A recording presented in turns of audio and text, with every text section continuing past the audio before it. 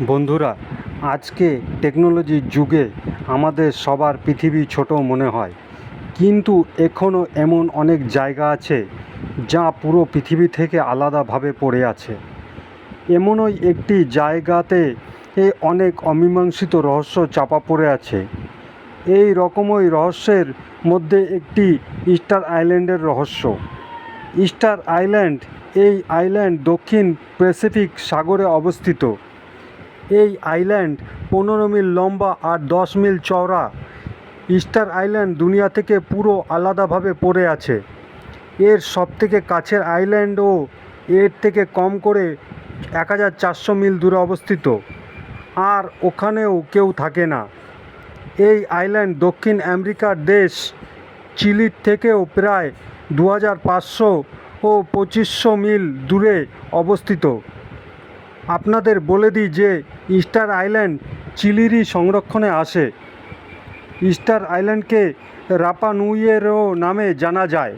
দক্ষিণ পূর্ব প্রশান্ত মহাসাগরে পলিনেশিয়ান ত্রিকোণের সবথেকে দক্ষিণ পূর্ব বিন্দুতে অবস্থিত একটি পলিনেশিয়ান দ্বীপ।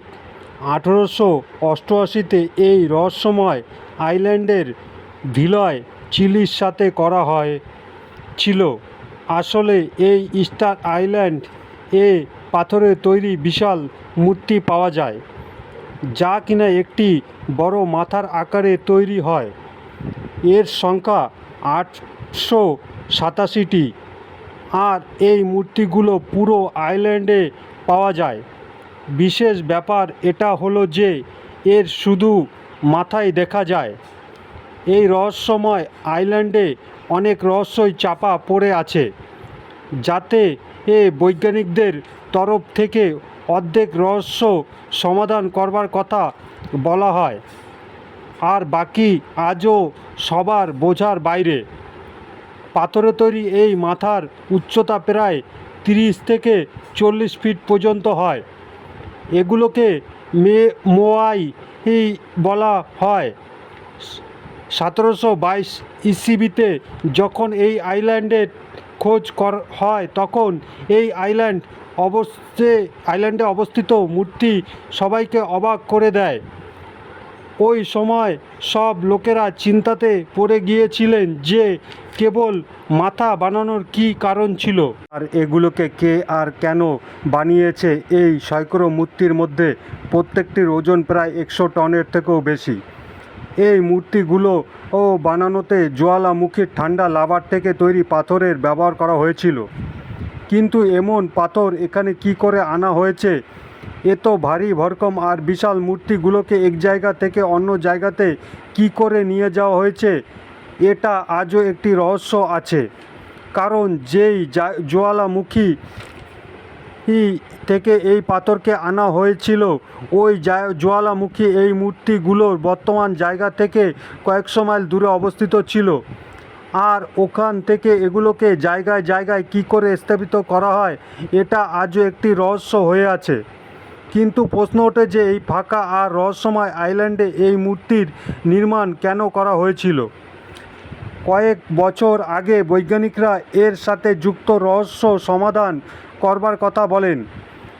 এই মূর্তির বড় বড় মাথার নিচে খোদাই করবার পরে এই মূর্তির শরীরও পাওয়া যায়। কিন্তু এতে আরও একটি বড় প্রশ্নের জন্ম হয়, যে আসলে এইগুলোকে মাটির নিচে কেন চাপা দেওয়া হয়। উত্তরের থেকে বেশি এখানে প্রশ্ন এসে দাঁড়াচ্ছে। এই আইল্যান্ডের ভাষাও পুরো দুনিয়ার থেকে আলাদা ছিল। এই রহস্যময় আইল্যান্ডের পুরনো কবরের ডিএনএ স্যাম্পল থেকে নেওয়া হলে এই আমেরিকার লোকেদের সাথে একটুও মিল খায় না। তো এর মানে এটা যে এখানকার মূল নিবাসী আমেরিকান ছিলেন না, আসলে ওনারা পলিনেশিয়ান ছিলেন, যারা প্রাচীন এশিয়ার সাথে সম্বন্ধ রাখতেন। ভাববার বিষয় এটা হলো যে এত বড় আবাদি এত দূর কি করে পৌঁছেছিল, আর ইউরোপিয়ানদের থেকেও 1000 বছর আগে। কিছু বিশেষজ্ঞরা মনে করেন যে এই বিশাল মূর্তিগুলোকে বানাতে এলিয়ানদের হাত হতে পারে, কিন্তু এই কথাতে সব লোক একমত ছিলেন না। হালের খোঁজে এটা জানা যায় যে এই বিশালকায় মূর্তিগুলোকে প্রাচীন রাপানুই লোকেরা বানিয়েছিলেন। বর্তমানে এই আইল্যান্ড একটি বিশ্ব ধरोहर স্থান, আর দ্বীপের বেশিরভাগ অংশ রাপানুই রাষ্ট্রীয় উদ্যানের মধ্যে আসে। আধুনিক সময়ে দ্বীপকে সংসাধন এর দরকার থেকে অধিক দহনের থেকে হওয়া সাংস্কৃতিক আর প্রাকৃতিক হানির এক জীবন্ত উদাহরণ হিসাবে দেখা হয়। কিন্তু এই সিদ্ধান্তকে বৈজ্ঞানিক আর পুরাতত্ত্ববিদদের থেকে কড়া চুনতি দেওয়া হচ্ছে। ওনাদের মতের অনুসারে ইউরোপীয় উপনিবেশদের দ্বারা আনা রোগ আর দাস এর ব্যবসার দ্বারা 18वीं সদির সময় মূল নিবাসী সংখ্যাতে আসা ভয়ানক পড়ে যাওয়া প্রাকৃতিক গ্র্যাভিটির তুলনায় অনেক বেশি সামাজিক প্রভাব পড়ে। আর ইউরোপীয় উপনিবেশকদের দ্বারা নিজের সাথে আনা জানোয়ার, প্রথমে ইঁদুর আর পরে ভেড়ার কারণে দ্বীপের মূল বনস্পতির অনেক বেশি লোকসান পৌঁছায়। আর দ্বীপে 1930 থেকে 1960-এর মধ্যে প্রায় বনবিহীন হয়ে উঠেছিল। কিন্তু দুনিয়ার আলাদা আলাদা বিশেষজ্ঞ দ্বারা আলাদা আলাদা রায় দেওয়া হয় যে এই মূর্তিগুলোকে কী করে সরানো হয়েছিল আর কী করে এগুলিকে এক জায়গা থেকে অন্য জায়গায় স্থানান্তর করা হয়। যে সময় এর নির্মাণ হয়েছিল ওই সময় যাতায়াতের কোনো সাধন ছিল না, আর না কোনো আধুনিক টেকনোলজি ছিল যার দ্বারা এর নির্মাণ করা যেত আর এইগুলিকে এক জায়গা থেকে অন্য জায়গায় নিয়ে যাওয়া যেত। এর মধ্যে 7 মোয়াই মূর্তি সমুদ্রের কিনারায় অবস্থিত করা হয়েছিল, যার মুখ সমুদ্রের দিকে। বলা হয় যে এই 7 মূর্তিকে এই আইল্যান্ডের সুরক্ষার জন্য গার্ড হিসাবে দাঁড় করানো হয়েছিল। এই আইল্যান্ডের উপর একটি জায়গায় এমনও আছে যেখানে সবথেকে বড় মোয়াই মূর্তি পাওয়া গিয়েছে, যা কোনো কারণে বশত পুরো করা যায়নি।